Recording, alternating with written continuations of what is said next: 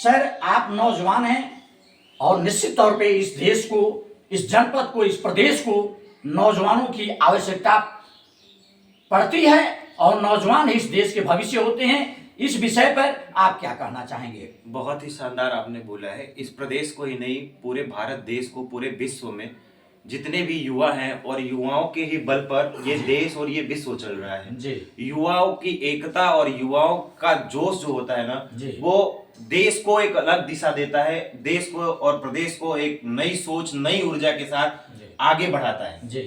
तो युवाओं का जो ताकत और जो जोश है उसको बढ़ाने के लिए हम लोग प्रयास कर रहे हैं जी। और इस जिले में ही नहीं, पूरे प्रदेश में ही जितने भी युवा हैं जो राजा भैया को अपना आदर्श मानते हैं और भारी संख्या में माननीय राजा भैया के फैन हैं वो लोग। हाँ, राजा भैया के संपर्क में आपको जाकर के कैसा लग रहा है? बहुत ही शानदार। युवाओं के दिलों की धड़कन जिनको बोला जाएगा कि युवाओं के दिलों में राज करने वाले, वो मात्र एक ऐसे नेता हैं जो सभी युवाओं को भाते हैं और उनकी छवि और उनका जो रोल मॉडल है वो सारे युवा जो हैं अपने जीवन में उसका वो करते हैं,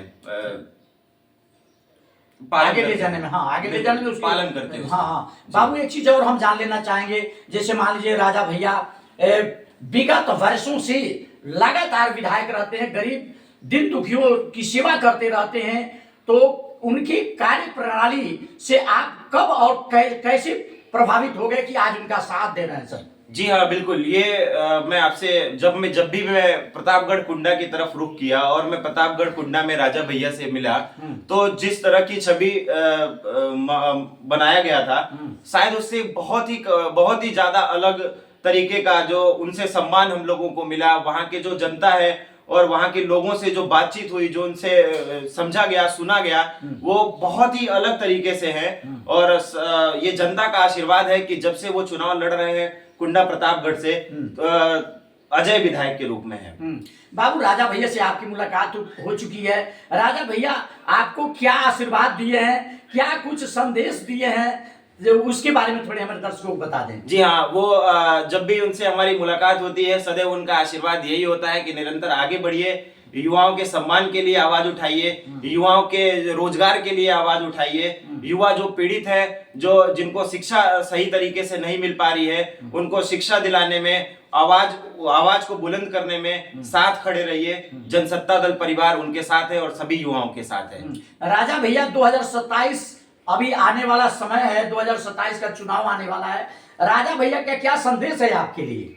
देखिए, 2027 के चुनाव में अभी राजा भैया की तरफ से या उनकी पार्टी की तरफ से कोई इस तरह का अलायंस नहीं हुआ है, बट हम लोग निरंतर अपने जनता के प्रति और अपने युवाओं के प्रति जागरूक हैं और हमेशा युवाओं से और अपने देवतुल्य जनता से मिलते रहते हैं और उनके दुखों को और उनके साथ कदम से कदम मिला के चलने का प्रयास करते हैं। हाँ, चूंकि आप नौजवान हैं, आपका काफी भविष्य है।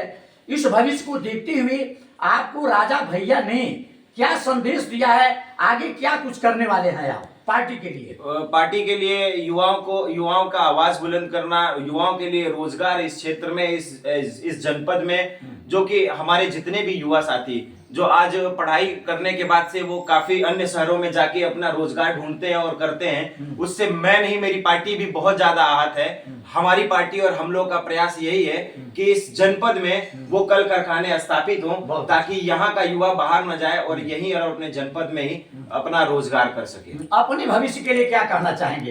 ये तो जनता आशीर्वाद देगी और अपना भविष्य क्या, जनता के आशीर्वाद से हम लोगों को चलना है और हम एक अपना ऐसा मार्ग चुने हैं जो हमेशा हमें जनता का आशीर्वाद मिलता रहे। यही जनता से मुझे उम्मीद है और यही मैं आशा करता हूँ। और एक चीज और हम हमारे दर्शक जान लेने का प्रयास करेंगे, क्योंकि आप नौजवान है, यंग है और हमारे देश में कहीं ना कहीं जरूरत नौजवानों की है, तो आप अपने भविष्य को देखते हुए जो नौजवानों के बारे में आप प्रयास कर रहे हैं, उनके रोजगार की बात आप कर रहे हैं, तो बाय द वे अगर मान लीजिए आपको जनता का प्यार मिलता है, किसी चीज में आशीर्वाद मिलता है, तो क्या कुछ कहेंगे जनता के प्रति?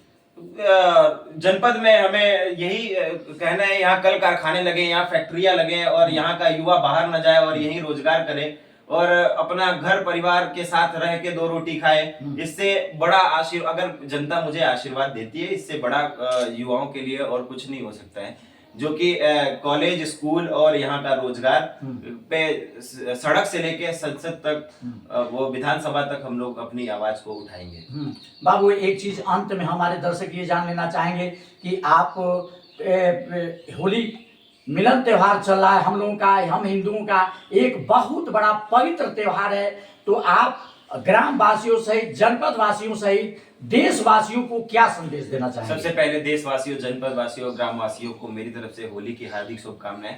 साथ में आप सभी पत्रकार बंधुओं को भी मेरा सादर प्रणाम और आप लोगों को भी होली की हार्दिक शुभकामनाएं। बहुत बहुत शुभकामनाएं। सर, एक अंतिम सवाल होगा, जैसे मान लीजिए आप युवा है, इतनी जोश खरोश और इतनी बुलंदी से आप नौजवानों की आवाज को रख रहे हैं और नौजवानों की आवाज बनते जा रहे हैं, तो एक छोटा सा आपका परिचय भी हो जाना चाहिए ताकि हमारे दर्शक जाने कि यह व्यक्ति है कौन। मेरा नाम लोकेश पांडे है। मैं जनसत्ता दल लोकतांत्रिक पार्टी, राजा भैया की पार्टी से युवा जिलाध्यक्ष हूँ, देवरिया से। अच्छा, जिलाध्यक्ष हैं? जी हाँ, युवा जिलाध्यक्ष। जी जी, बहुत बहुत धन्यवाद। और आपके दर्शकों को मैं अपने दर्शकों को बता दूं कि ये रहे लोकेश कुमार पांडे जी, जो युवा जनपद देवरिया के राजा भैया के पार्टी के ये जिलाध्यक्ष हैं। इनका कहना है कि मैं विशेषकर उन युवाओं के प्रति आकर्षित हूं, उन युवाओं का आवाज बनने जा रहा हूं, जाकि हमारे जनपद में, हमारे देश में जो युवा बेरोजगार हैं, जो कल कारखाने नहीं है हमारे देश में, उसके लिए यदि हमारे राजा भैया, माननीय राजा भैया का आशीर्वाद और प्यार दुलार मिलता है, तो निश्चित तौर पे उनकी आवाज को और अपनी आवाज को और नौजवानों की आवाज बन करके इस जनपद को, जनपद के नाम को रोशन करेंगे। यही लोकेश कुमार पांडे जी का कहना है। बहुत बहुत धन्यवाद लोकेश कुमार पांडे जी को हम लोगों के चैनल की तरफ से। जय हिंद, जय भारत।